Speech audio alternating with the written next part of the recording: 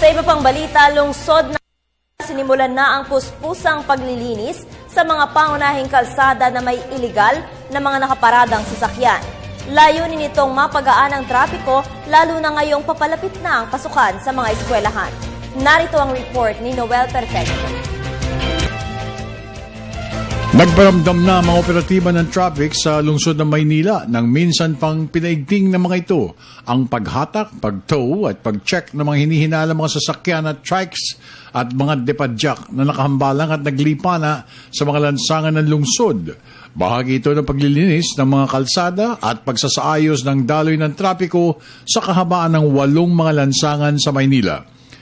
Ilan sa mga insidente na nasaksihan ng government television station tulad ng aktual at paghila ng mga depadyak at kotse na nakaparadang iligal sa United Nations Avenue at mismong sa panulukan ng Taft at TM Calao, 200 metro lamang ang layo sa headquarters ng Manila's Finest. Inaasahang magiging mas mahigpit pa ang clearing operation sa susunod na mga araw upang tuluyan ng maalis ang mga sagabal sa pangunahing lansangan sa lungsod ng Maynila. Para sa Telebisyon ng Bayan, ako naman si Noel Perfecto.